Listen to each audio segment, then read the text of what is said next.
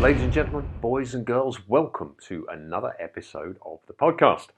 My name is Warren. I'll be your host for this episode with Mr. Shane Benzie. You go out and you change your movement, your body adapts to that movement. So you start to adapt in a Darwinian way. You become better at that task. So yeah, over that 7-month period that your elastic system is rejuvenating itself, if you move beautifully, if you tap into that system, it's going to come back helping you to do that. Those of you who are into your running, you may have come across Shane before. He has most recently exploded onto the scene with the best-selling book all about running form and beautiful human movement called The Lost Art of Running. But like any overnight success story, Shane's journey is far from overnight and begins over a decade ago.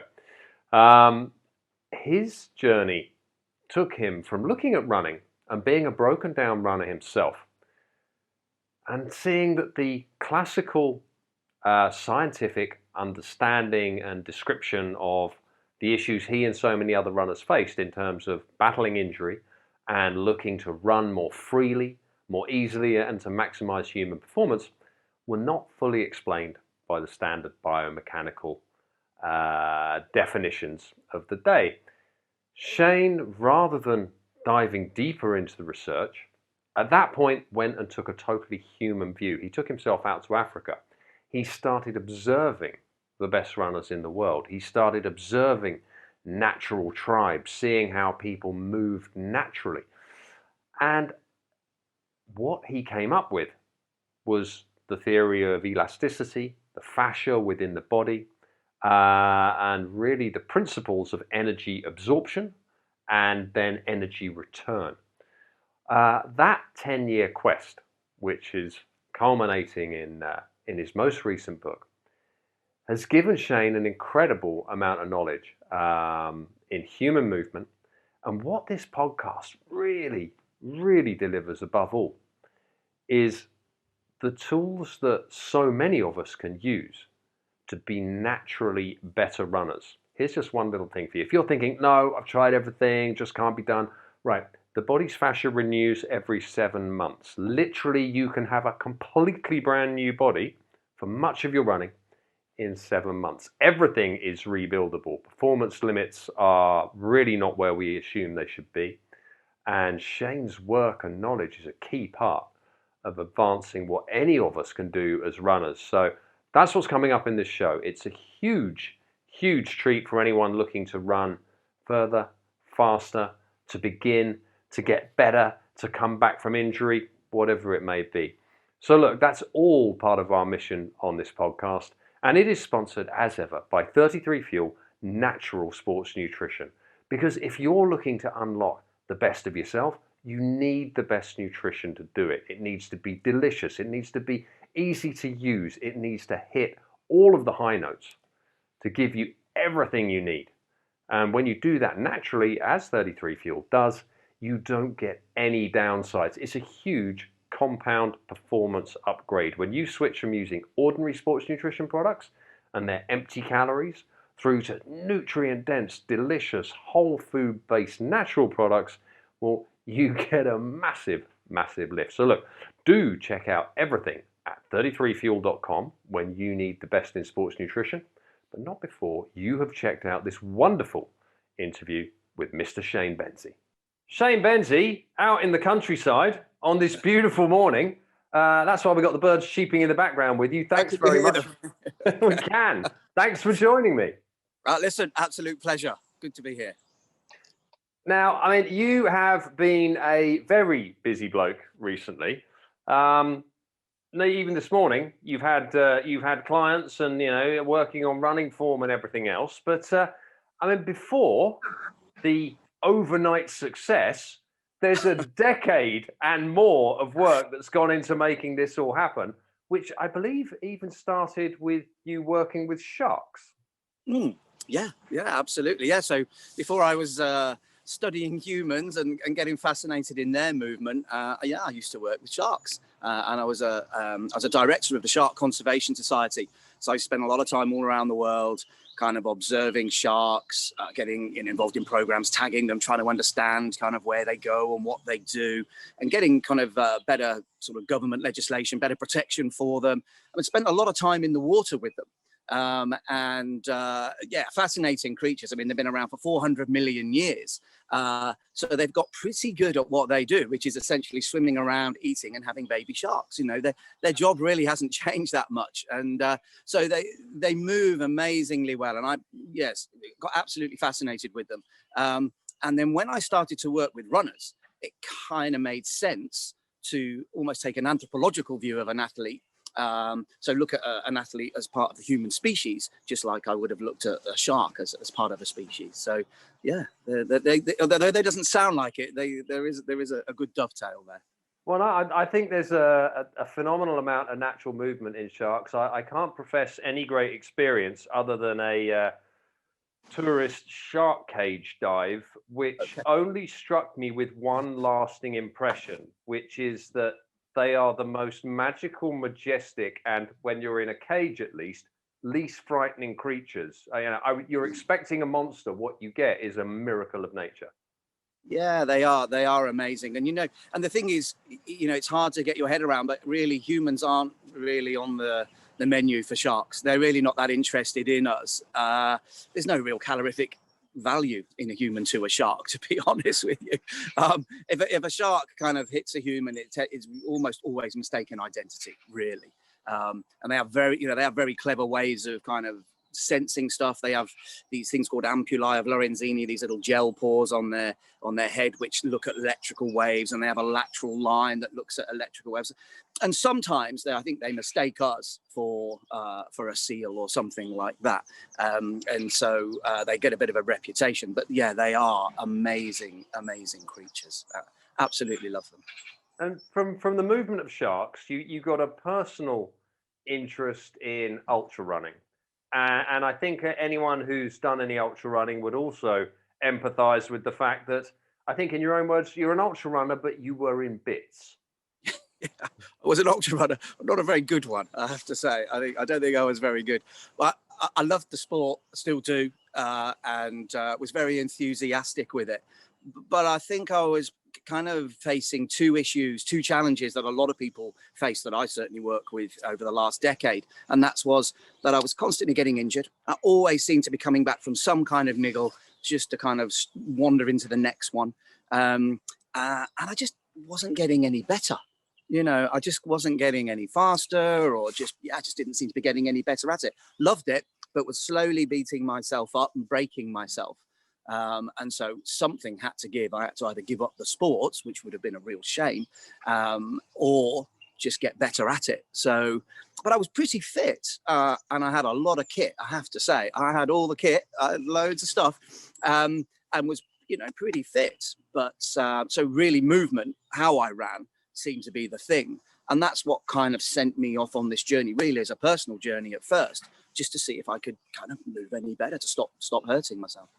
And that was a journey that took you all over the world. And without paraphrasing too much, I think from our last conversation, you came to a point where you said, biomechanics don't explain everything that's going on here.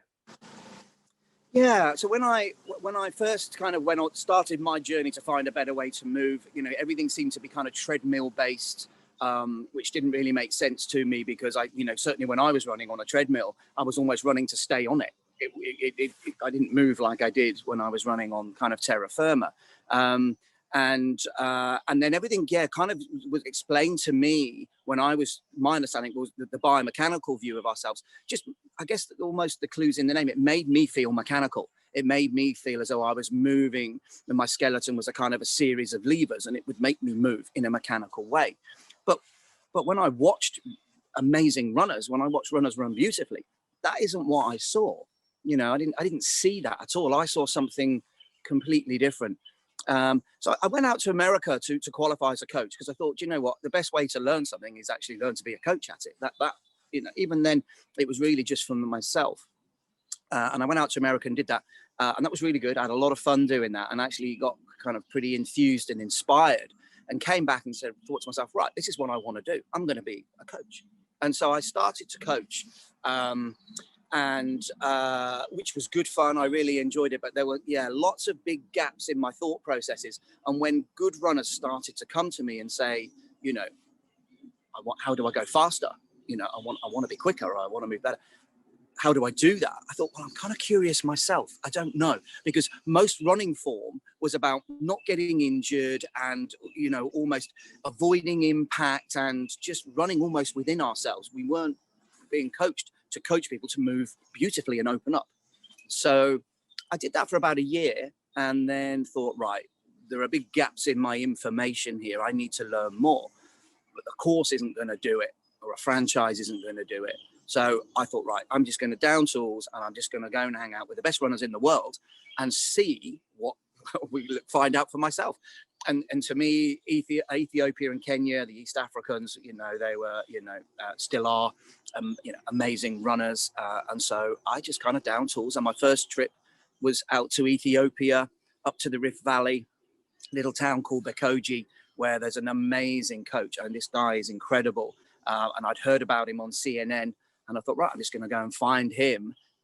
So it wasn't organized. I just kind of like rocked up and hung around until they got bored of me hanging around. So they kind of let me in, and I ended up spending about a month there. And started to see this different movement. That's brilliant, because I think the things that can be studied in laboratories, or sometimes the way something is studied is not actually completely relevant, and it takes someone from outside to see that. In our own simple journeys in nutrition, we see that everything was so carb focused, but what do you do about fat supplies? What do you do about burning fat? That took me an amazing amount of time to actually find someone who would even begin to explain that idea to me 10 years ago. And it sounds like you had a similar thing with running, the treadmill focus, the biomechanical focus. Not that it's incorrect, but it's just not necessarily the whole picture. And you've come in and gone, well, I can see there's clearly something missing here. I just need to go and find that. Yeah, definitely. There is a balance between, science research is a fascinating subject, and there's definitely a balance. Sometimes, we do need lots of data to be crunched and control groups. And, if we really want to look into something, but sometimes we just have to leave the lab and go out into the natural world and just have a look, and be brave enough to say, that's what I saw. And this is what I think. But what I'm very careful to do is, once I've gone out and seen something incredible, I'm very, very careful to come back and speak to people far cleverer than me, who will explain to me what it is I saw. So I use scientific experts and leaders in their field all around the world to explain to me what it is I saw. So yeah, I do go and look, and I video, and I now put sensors on and get data from this movement in the natural environment. But I do still work very closely with the traditional science world to show me what it was I saw. So there's actually a really good kind of partnership there, I think. Mm. And the thing you saw, could that be summed up as elasticity? Would that be the word? Yeah. The very first day that I got there, I went to Bekoji in East Africa. I got there very late at night. Took about 36 hours to actually get there. I got there very late at night, woke up the next morning, and went down to the running track about 5 o'clock in the morning. This was, and it's altitude, so it's really cold. And there was it's just a kind of like a dirt track, really. And I got down there, and there was one person on the track running around, a lady. And she was running around the track. You can see her breath, because it was really cold. And she was running around this track, and I just sat there and I watched her, and I thought, what is that? What is that? Because this is what I've come to see. But what is it? I just don't understand what it is. It's beautiful. It's elegant. And sure enough, once the men started to turn up, they were moving in this beautiful, elegant way as well. And yeah, I certainly when I wrote the book, I described it as a kind of a synergistic, connected, fluid movement that is elastic. Elastic was the big word that came out of what I could see. And I stayed there a month and was lucky enough to be able to run with them on their warm-up runs, and really spend time with them and really drill down. But I came away from that month not knowing why they moved that way, but just having this vision in my mind of this beautiful elastic movement. And then I put my researcher's hat on, and then I have to try and find out, why are they elastic and why are we not? Because surely a bit of genetics aside, and altitude and stuff like that, growing up in bare feet, that kind of thing, that's slightly different. But actually we've got all the same bits. So why are they beautifully elastic and why am I not? And that was when I went on my kind of first put my researcher's hat on, and then found fascia and tensegrity very quickly, found these things that kind of immediately made me think, yes, I get it. And I'm still chasing it 10 years later. I mean, I never give up. I'm always trying to track it down and understand it better. And tell me a bit more about about fascia, about tensegrity, and about the sort of key elements that you're finding in this beautiful movement that you're seeing in Africa, and how do we begin to pick it up for the rest of us? Because you're right, it can feel like, well, particularly in the Western world, if you're working in any sort of regular kind of job, life can be quite sedentary. Exercise can be parceled into small pockets. Diet may not be great, air quality may not be great, but you make a wonderful point. If you boil us down as humans, we're 99.9% the same. Therefore, actually, don't focus on the differences, focus on the similarities. But could you tell me a bit more about, I say, what you found in there, and those elements of fascia tensegrity, and how runners can start to use those things for themselves? Yeah, well, I think what I've definitely learned over the last decade, and this isn't just in East Africa. I mean, I work on 6 continents, and what I also do is spend a lot of time with tribes and indigenous people who have really not had their mind, their software contaminated with any thought processes on movement at all.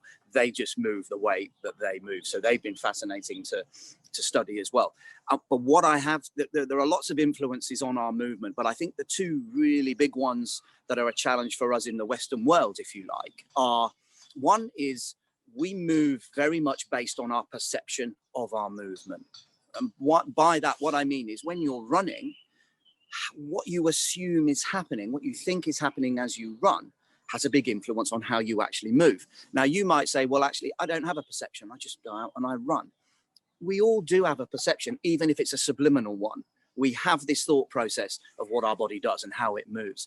And yeah, we tend to think of ourselves as more mechanical in our movement. And I think it's our relationship with our skeleton that does this. Because so when I'm coaching athletes, I'm also asking them lots of questions all the time to understand their perception. So this is 10 years of building up and noting what athletes' perception of their movement is. And we tend to see our skeleton as kind of the main structure of the body. Yeah. So, because every time you see a skeleton, it's kind of stood upright, supporting itself. It's always got a big grin on its face. Yeah. And it just looks like it could just walk off, whether it's on an app, whether it's in a book, whether it's in a science history museum, in a glass case, you just see the skeleton stood there. And so I think we could definitely be forgiven for thinking that the skeleton is the main structure of the body, and it does move as a series of levers. But actually, the way I see the skeleton and the way I see movement is actually our skeleton is 206 bones, there or thereabouts. Sometimes it's slightly different. 206 bones. No bone touches another bone in your body. Those bones are actually floating in a sea of elasticity, our fascial system.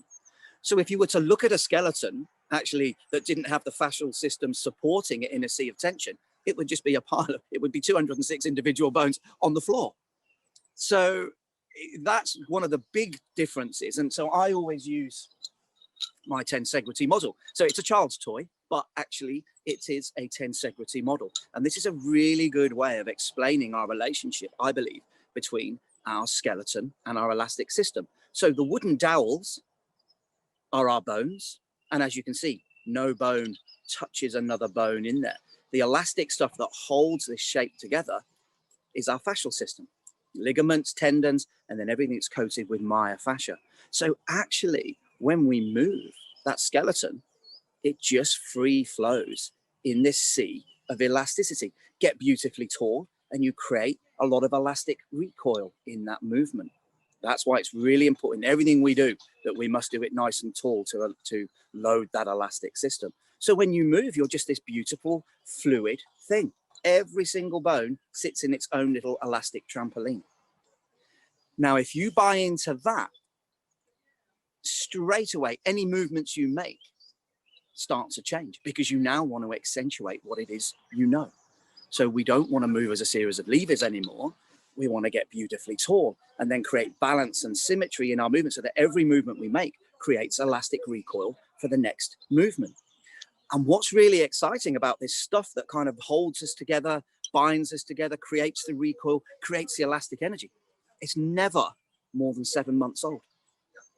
So it's constantly re-architecting and rejuvenating based on how we broke it down. Whereas if we just think of the skeleton, I don't really think we feel as though it's going to evolve and work for us and change depending on how we move. Whereas this beautiful elastic stuff, which is essentially collagen and water, is always reacting to how you break it down. So that's a beautiful point, the 7 month point, because it's easy for people to, how old are you? Well, I'm 47 or I'm 21 or whatever it might be. Your fascia is 7 months old. That opens the possibility, right, that you could have completely renewed it and potentially completely renewed your running ability and form in 7 months with a total new setup. Yeah, I mean, if fascia was on the outside of your body and you changed your movement and I didn't see you for 7 months, it's perfectly feasible I could walk past you in the street and not even recognize you because you would have completely changed. Because it's inside and because we don't really know about it or don't really think it's a thing, we just don't think about it. But yeah, absolutely. Today, if I start moving, if I picked up a javelin today and started to throw that javelin around and start to test my body, break down fascia, and of course, break down muscle fibers as well. Tonight, when I go to sleep, they're going to start to be repaired. And they're going to be repaired based on how they broke them down. So tomorrow I wake up slightly able to throw that javelin better. Actually, I'll probably break up really stiff and not be able to do anything for about 4 days. But actually, the body is starting to react to that. And so you get better and better at the task. So it's what I would call, it's what I call Darwinian fitness.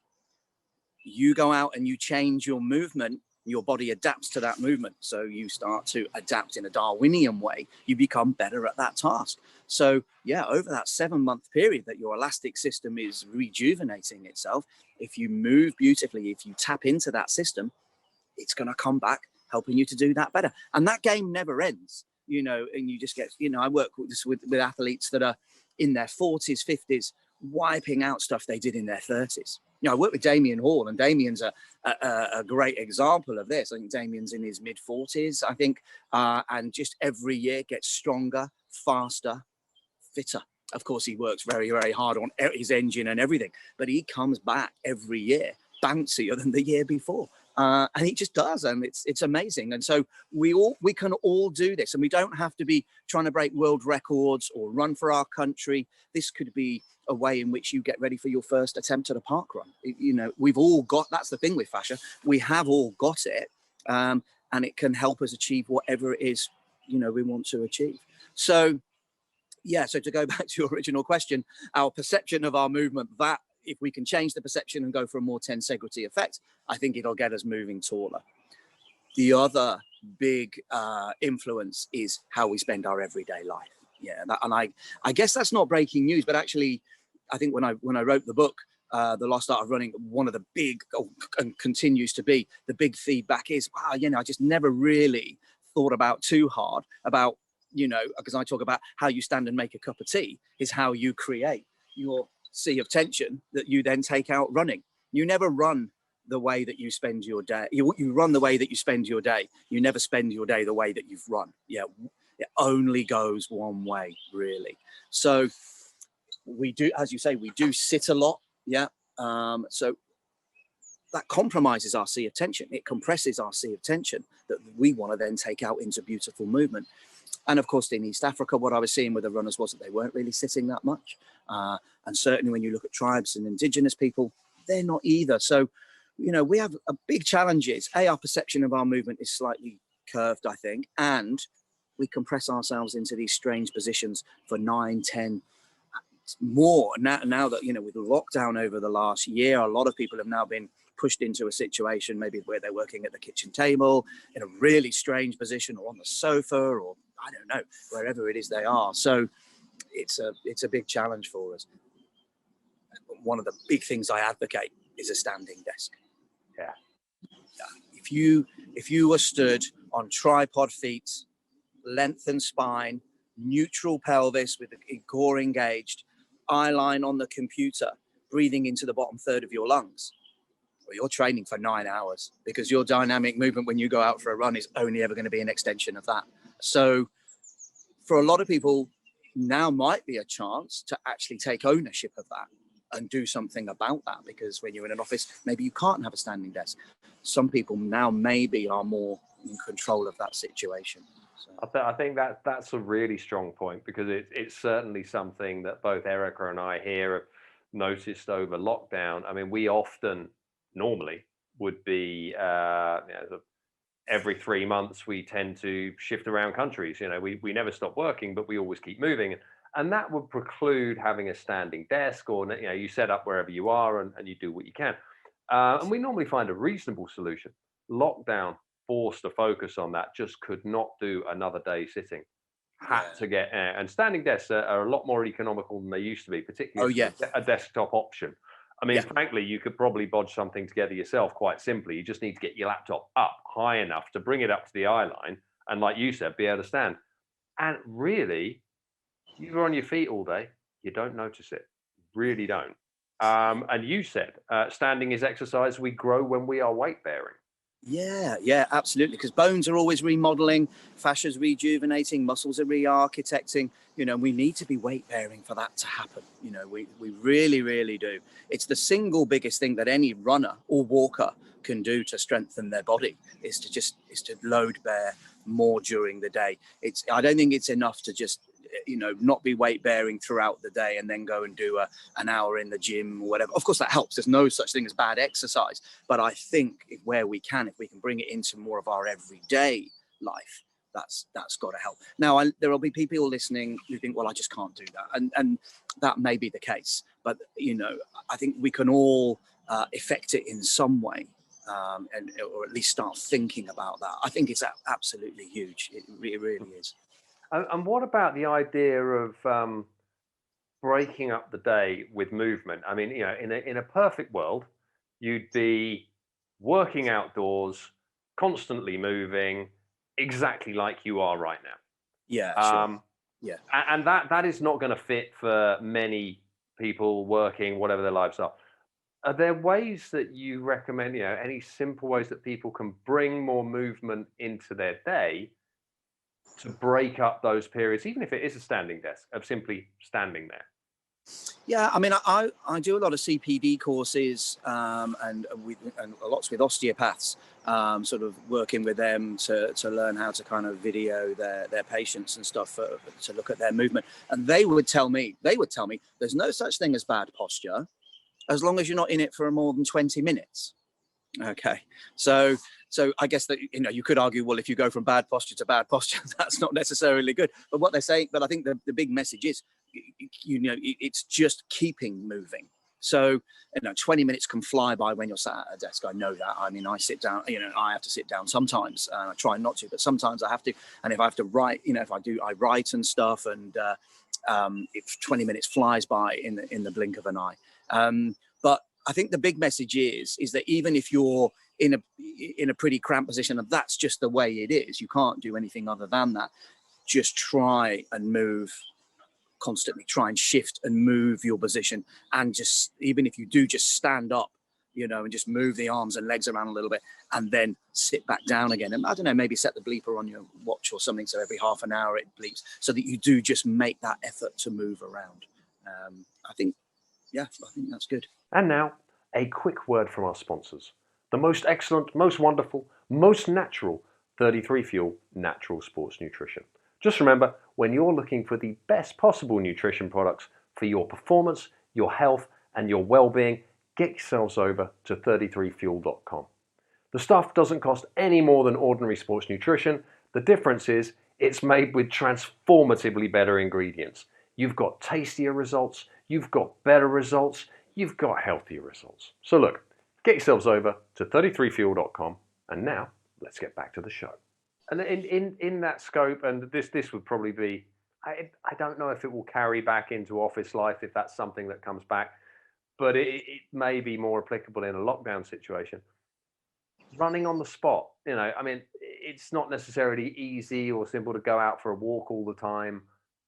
You may not have the time. Is there any value in just sort of a bit of that to get the Of blood course, flowing? Does yeah. that have something, or are we back to artificial movement there? No, no. Listen, any movement is good.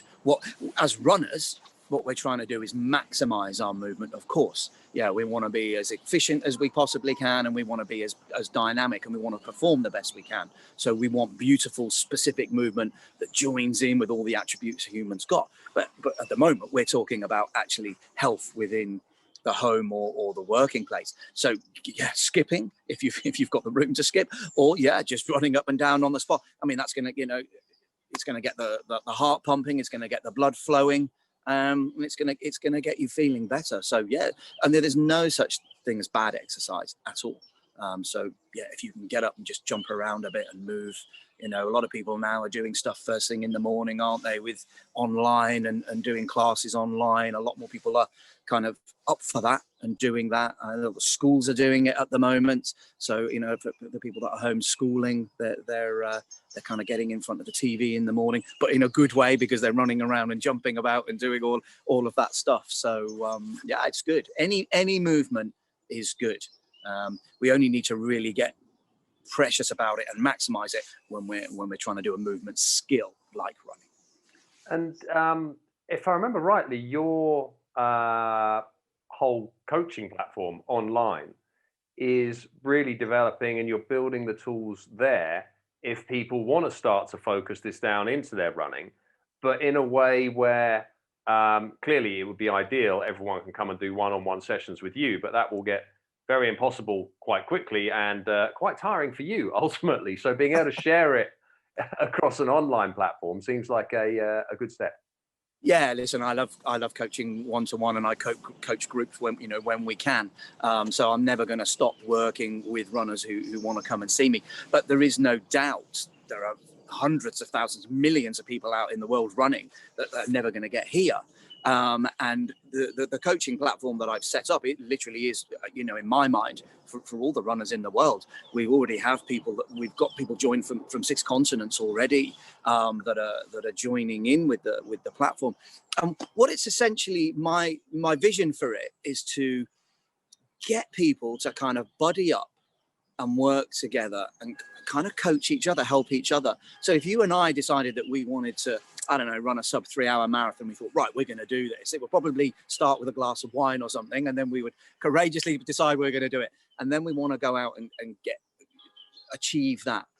What I want to create is something where people can buddy up and work together and help each other. Because one of the things I have seen traveling all around the world that makes people powerful is the power of the group. It's huge, absolutely huge. Together, we are considerably stronger than if we just try and do something on our own.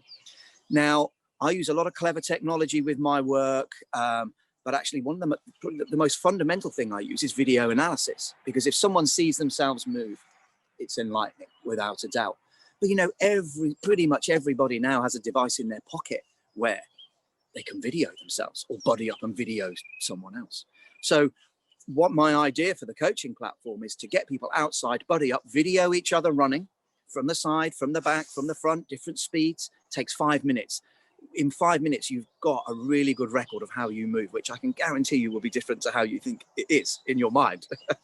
And then you can use the coaching platform with lots of downloadable videos on how to and the thought processes behind it to see how you're moving compared to maybe how you should be, and also to see what you do well, and then use that to then go back out and practice. So everything's outside. You can take your phone with you, video yourself. You can have all the downloadable videos on the phone.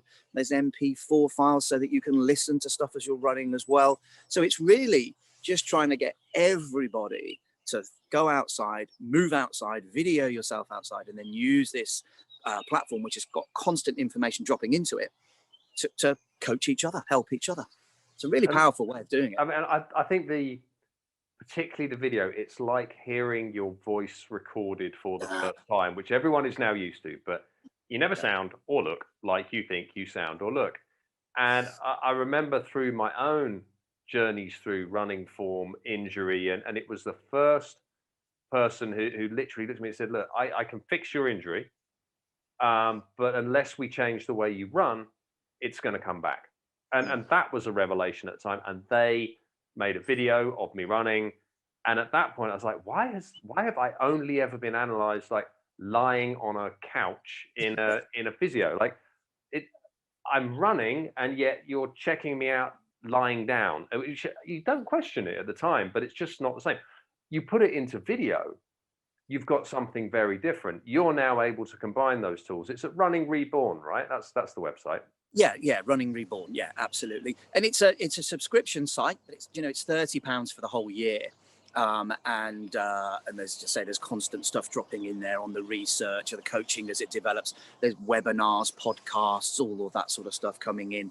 So yeah, it's almost holding the person's hand or guiding the person to coaching themselves or each other, because really what I have learned about changing your movement, it's all about taking ownership of it yourself. Now, a coach, that's really what a coach is doing, is I think helping you to take ownership of that movement.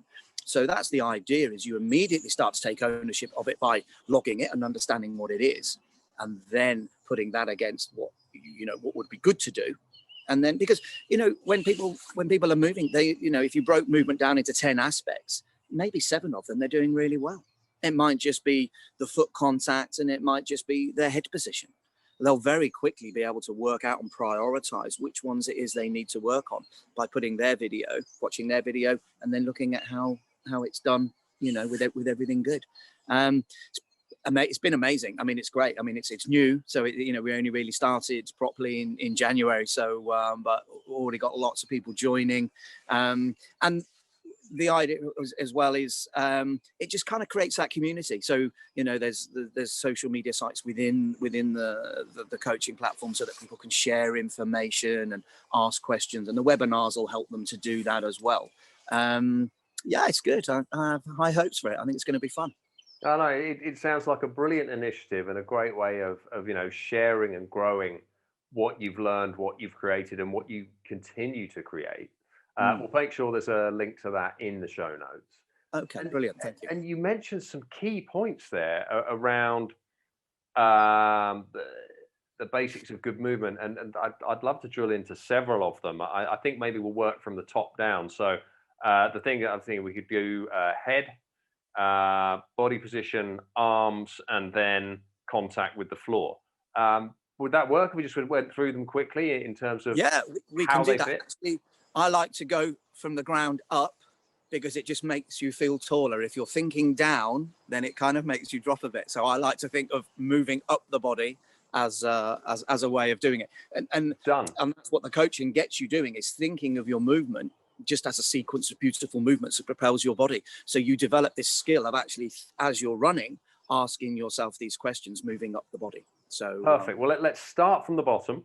Okay. I love that idea. We'll totally take your lead on this. I think one of the things I've picked up from you is don't be scared of the floor and don't be scared of the air.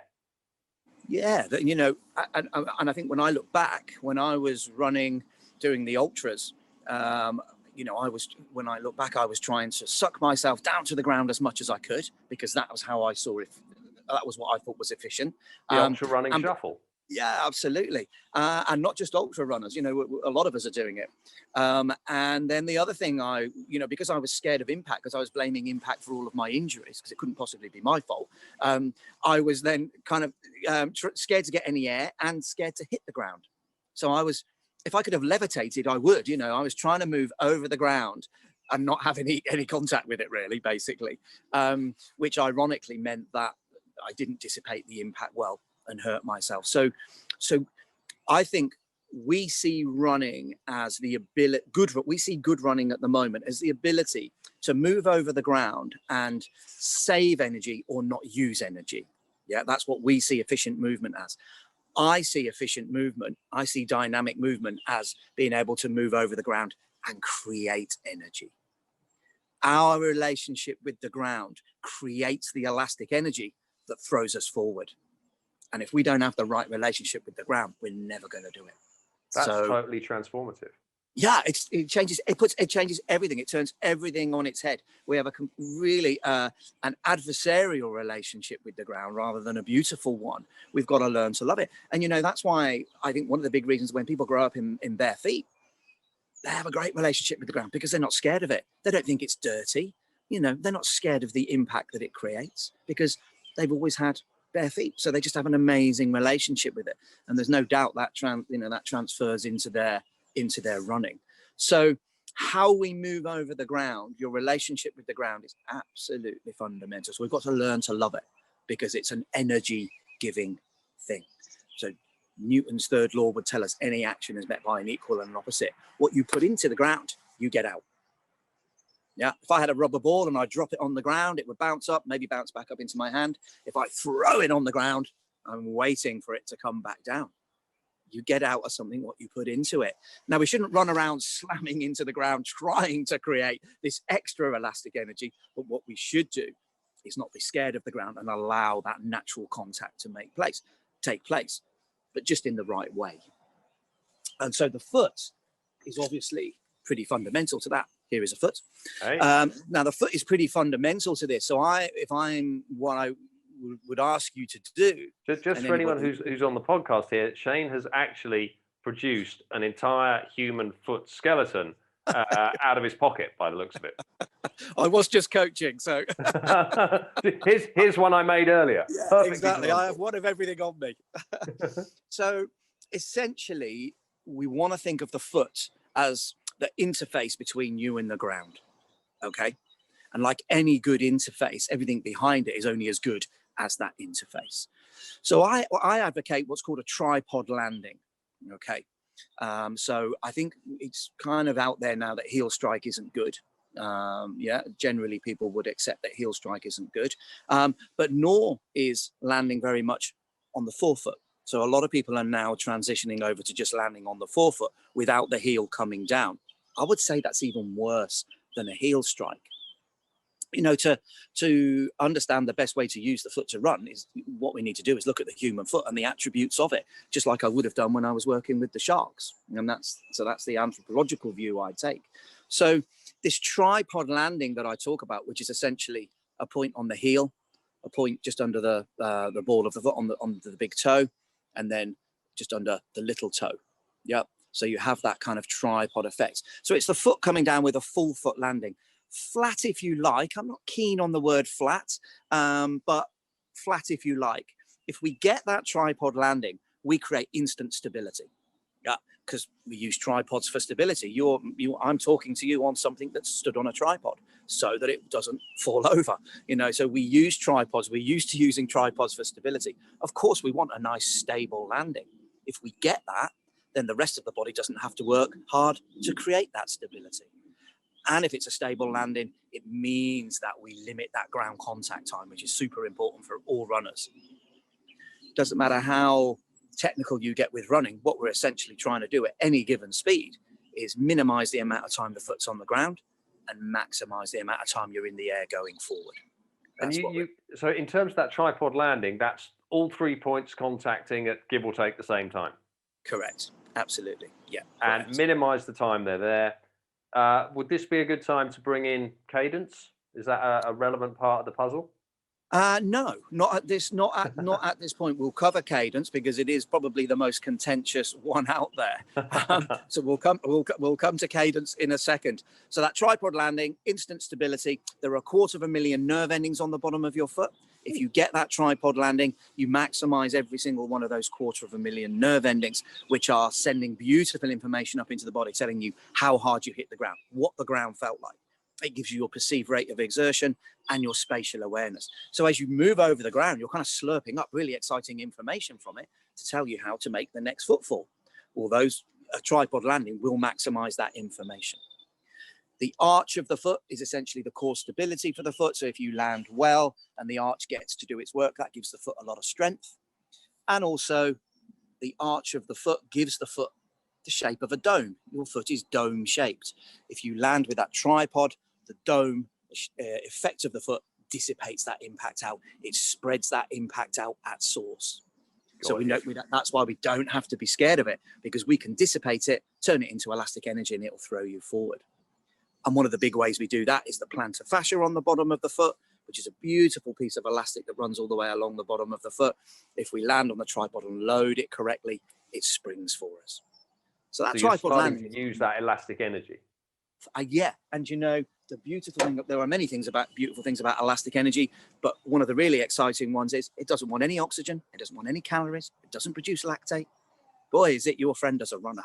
It really is. Because if you just use a muscle-based propulsion, you're going to be in trouble, because they do want lots of oxygen. They do want lots of calories. They do produce lactate. So, and you've got to use your muscles. Of course, there's a symbiotic relationship between muscle, bone, and fascia. But the more we can bring fascia and elasticity into it, the less the muscles have to do.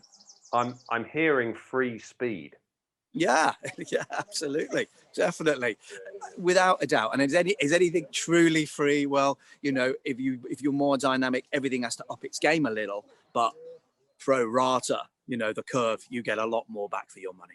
Well, it sounds like there's a huge untapped, or potentially untapped, ability in there to improve whatever you already have. If it's all muscle work, you're going to hit a wall one way or another much sooner than you have to. If you can combine your muscle work and your brain work and your training with maximum use of fascia, it sounds like that really is where your optimal performance comes from. Yeah, I absolutely believe that. And especially when you're doing anything, but certainly on the long stuff, and certainly stuff where you have to get up and do it again in the next day, you know, to use something that really doesn't want too much from you. Absolutely fundamental. So cadence, so you mentioned cadence, and cadence is an interesting one. And, you know, I think over the years, cadence has been the running dynamic that we've been able to monitor for the longest. And it's the easiest one to monitor as well. So most people would often be able to tell you their cadence. But I think it's been hijacked a little bit to correct form. Okay. And I'm not sure that's why we should get excited about our cadence. So I've worked with over 3,000 runners one-to-one, where I've logged cadence and videoed them and kind of have information on them. And the mean figures, the average figures for those 3,000 runners is a cadence of 164. Okay. And 85% of those people would land on a heel on a straight leg. So if there was such a thing as an average runner in the Western world, it would probably look like someone moving at a 164 cadence, landing on a heel on a straight leg. And just for clarity, that 164 is that steps per minute, and that's counting both feet, right? Footfalls per minute. Yeah, if you were a cyclist and you looked at your cadence, you would half that. So that would be 82. Yeah, that would be 82 if you were a cyclist. So that's where the average runner, if there is such a thing as that, is 164 cadence, not much air, landing on a heel on a straight leg. And landing on a heel on a straight leg isn't good, because then we're not using our interface correctly. We want a tripod landing. And to get a tripod landing, you need to get that foot a bit more underneath your center of mass and on a softer knee to get that tripod landing.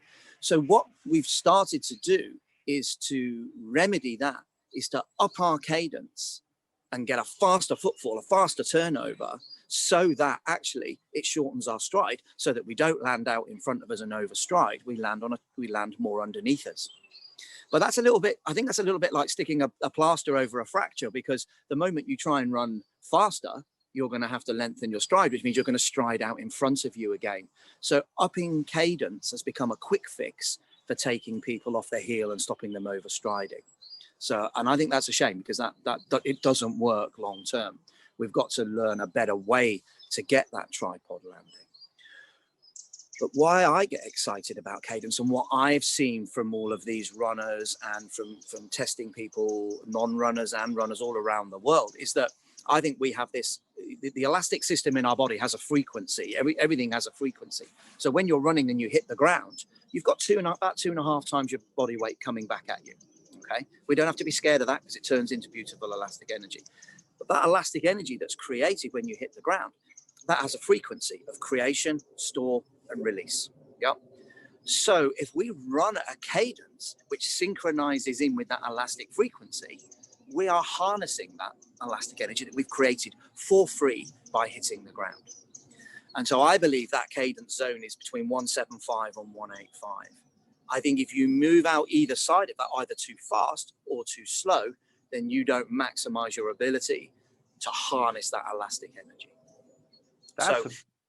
It's a really nice concept that you are actually tuning in to the naturally correct frequencies the body requires for the optimal performance for the task in hand. Yeah, and that's what I've seen. And this is where this is where the big kind of science thing of the lab and what you see with your eye and what I've seen with over 3,000 runners. That's when that can butt sometimes, because people will say, well, there isn't much research on that, and and there isn't, because most of it needs to be done inside, and it would be on a treadmill, and is it so relevant? But what I can absolutely tell you is, anecdotally, with the runners that I've worked with over the decade and the people that I've tested around the world who move well, that zone, if you get into that zone, your life gets better. I absolutely believe that, without a doubt. So that's why I get excited about cadence, not to correct form, but to join in with the elastic frequency of the body. So we should all start to take an interest in it. And if you do find yourself at a 164 cadence, because in theory that's what you would find, because it's the average one, don't just try and put it straight up to that kind of mid-range between 175 and 185.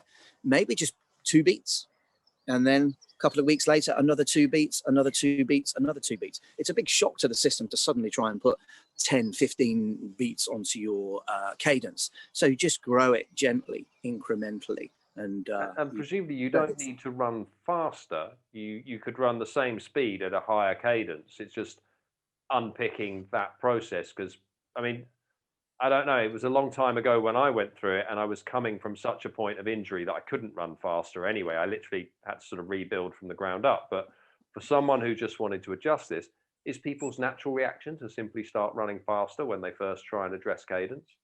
Yeah, because essentially if they don't shorten their stride to up their cadence, then you are going to run much faster. And that can be a challenge. So the way to think about it is, let's say if you were a bike, cadence is your cog and stride length is your gears. Okay, so in the nirvana of running, in the beautiful world of running, if everything was perfect, you'd run around at the cadence that's within your fascial zone, your fascial frequency. You would always be in that zone of cadence, and then your stride length would go up or down to make you run faster or slower. Okay, now when you go every runner, when you go faster, the cadence does pick up, but it shouldn't be the main means of going faster, because it then very quickly becomes inefficient. So what we want to try and master the art of is keeping the cadence within that zone, and then using your stride length to go faster or slower.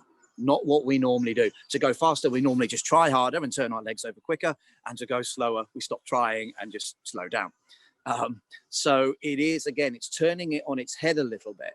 But I think really the thing to do is just try and think of your stride length as a curve. Yep. So a curve is essentially leaving the ground, going into the air, and then landing. To run slow, you have a little curve. To run fast, you have a bigger curve. To get a bigger curve, you need a bit more spring off of the ground. You need a little bit more oscillation to allow that curve to get bigger. To run slower, slightly less spring, less oscillation, smaller curve. We don't want a bell curve. We want a nice long curve. We're always looking for the most efficient curve. So really, your stride is decided by the amount of air oscillation you get and the amount of forward trajectory you get within that oscillation. That's why air is beautiful, because if you limit yourself to no air, you're always going to have a tiny curve. And if you try and run faster, you can only then land out in front of you, can't you? So you've got to get some of that spring in and some of that space in. Does that take us up the body a little bit here? Because, as your tensegrity model showed earlier, the body needs to be under tension in order to make the most of this force. And it feels like, being tall is part of that, almost preloading a bow, almost like a bow and arrow. So is this where we start to lift ourselves up?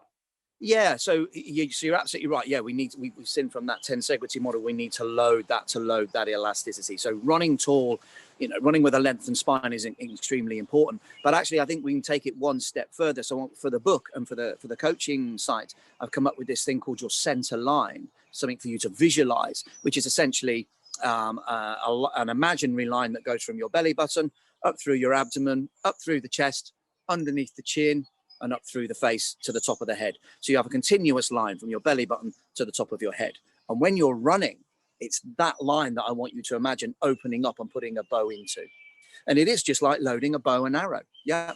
The further you pull back the string, yep, the further the arrow is going to go. So we can load our own bow. We can get beautifully tall, which puts tension in the system. But now if we load that elastic bow by putting a bow into it, that puts even more surface area now into your elastic system. And it gets your upper body over your center of gravity. Is that also bringing the chest up, because we want up and back? Well, not back, forward. We don't. So if you open up your bow, we want it to open up in front of you, because then your upper body goes over your center of gravity. Often when we just run tall, we almost lean back and our upper body goes back over our center of gravity, and that slows us down. Yeah. So it's opening up the bow upwards and forwards. That gets gravity. If I do that, I have to start stepping forward now. Otherwise, I'm going to fall over and kiss the ground, because suddenly gravity is taking me forward.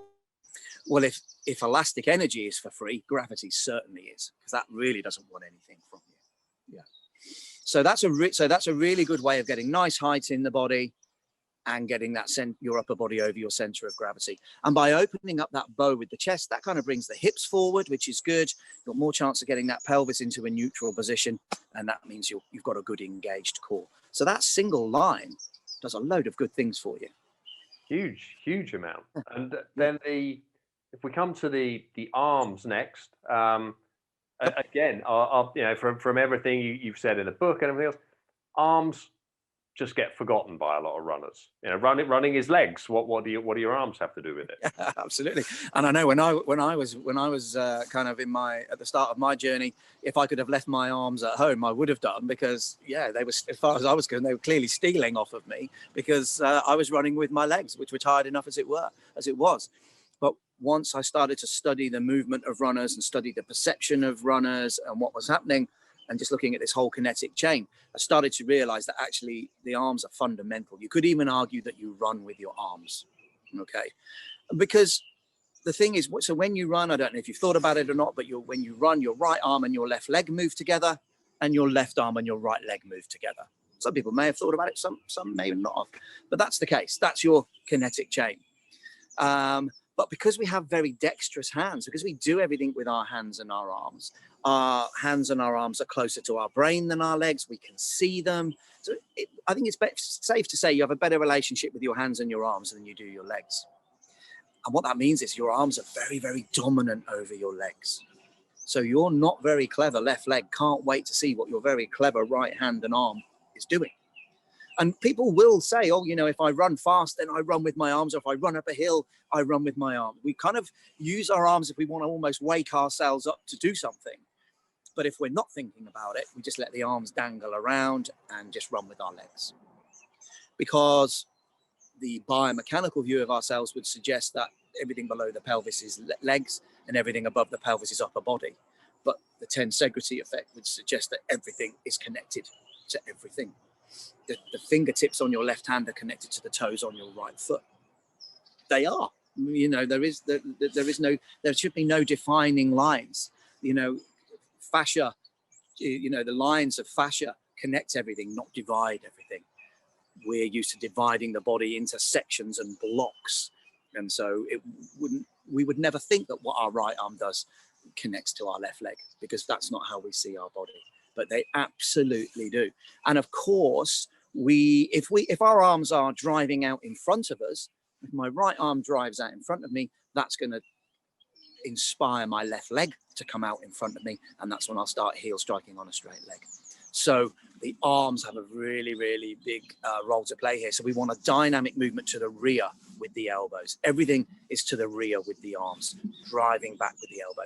That's going to inspire that leg to circle back underneath you and come out behind you, rather than overstriding in front of you. Also, if you start to use your bow in your center line and you get that beautiful gravity thing going on, the arms moving to the rear with a dynamic movement, they're going to counterbalance that lean. So it'll allow you to lean just that little bit more. If your arms are flailing around in front of you and you're trying to lean, that's not going to work. You're very clever brain will just pull you out of that movement because it knows it's not going to go well. You are going to fall over. So it won't let that happen. So it will just pull you out of the lean. So yeah, arms super important, everything to the rear. Interesting that, because if I had to focus on arm movement in running without this conversation, I don't think it would have naturally occurred to me that the main drive is backwards, not forwards. When you make that point, it's now very clear and obvious that the main thrust in a running arm movement, when you're working or when you feel like things are working, is to the rear, not to the front. I'm not even conscious of making a push forward with the arm. I'm very conscious of making a kick back with it. Yeah, absolutely. But we're amazed how many runners do push to the front, push out in front of them, and you know, a lot of running technique is still based on sprinting in the 70s, which is because I guess in the 70s there wasn't a lot of ultra running going on, and not even much marathon running really. You know, there were marathons, but it wasn't really something that, you know, the public were really getting too involved in. And so a lot of, as with most things, are passed down. So a lot of running technique has actually been passed down of what sprinters were doing in the 70s, which is crazy, because you're obviously, if you're doing a marathon or an ultra, you're out there for quite a long time, and you really need to be efficient. So yeah, driving back with the arm, and you don't even need to then drive forward. Once you've driven that arm back to it reaches its apex, you can just let it go, and it will drop back naturally into its position. Almost like some natural elastic fascia system is pulling it in the right direction, Yeah, perhaps. exactly. You don't have to push it back, because gravity and elastic recall from your spiral line of fascia will just pull it straight back into place again. You just are a big elastic band. We absolutely are. That's forever rejuvenating. Which is, I mean, that's such a, I would say it's not even a beautiful concept, because you know, it's a reality. It's a beautiful reality that the constant ability to keep improving is naturally within us, and much greater than you would necessarily think. And you're building the toolkit and the roadmap to unlock that. Yeah, I'm really keen for runners to go out, and of course, if you go out, you want to get fitter. You know, you want to build a bigger engine. That's one of the reasons you're going out running. You want to listen to the birds. You want to listen to music, or you want that headspace, that mental health, well-being. There are lots of great reasons to go out for a run, and you should do all of those. But what I would love people to do is, when they also go out, is go out and practice a movement skill. Why does it have to be any different from going to yoga, or to do a martial arts class, or if you went swimming, or if you went and had a golf lesson? You'd be thinking about the movement and try and maximize everything so that you do it really, really well. But we tend to make running a blood and guts thing, where we stick a pair of trainers on and say, right, let's have it. I'm going to get this done. So, and of course, sometimes you have to go to that dark place and hang in there. Of course, that is an attribute. But I think if we treat it more as a movement skill, it would bring far more people into our sport, which we all want. We all want more people running and walking. So I think if people didn't think that they had to be muscular and super fit and super strong to run, if they felt that actually from day one, if they can do it for 15, 20 yards beautifully and grow it, that would bring so many more people into our sport who would benefit from it, because suddenly it's a movement skill, not something you have to be super strong or fit to be able to do. You will get strong and fit doing it, without a doubt, but you don't have to be that to start it at all. You just have to work on the key tenets of the movement and enjoy the process of that movement. Yeah. I mean, if you want to watch the Ethiopians and the Kenyans run, and I'm still even now very privileged to spend time literally with world record holders and to understand, and again, I'm putting technology on them to understand how they move, and lots of video and stuff. But I'm also working on that perception of effort with them to understand what their perception of beautiful movement is, and why they're good. And people watch the East Africans run and they think, oh, it looks effortless. They're not even trying. It's not fair. They're just moving beautifully and they're not even trying. Boy, they're trying, but they're not trying in the way that we see trying, which is, really toughing it out and trying really hard to run fast. They're working really hard to keep this beautiful, elegant movement, because they know that's what propels them. So they're working really hard to hold their form and that creates the propulsion rather than thinking about trying hard to push and propel themselves. Big difference, big difference. And what's true for them, like I say, is true for the person who's listening to this thinking, well, maybe I'll do a couch to 5K then. It's the same. Movement, everybody's movement is like their fingerprint. It's different, it's unique to them. Yeah, everybody has completely unique movement, and everybody is unique in what they want to achieve. So it doesn't matter how fit you think you are or you aren't, you can start playing with and practicing with this movement skill today. And who knows, what I have seen, people's horizons change. You know, it's incredible working with runners, and I get to see how people's journeys and horizons change massively in a pretty short space of time, because once you start to move and you start to enjoy it and you do it, what seemed impossible or not even on the horizon 6 months ago, now you're doing. It's incredible.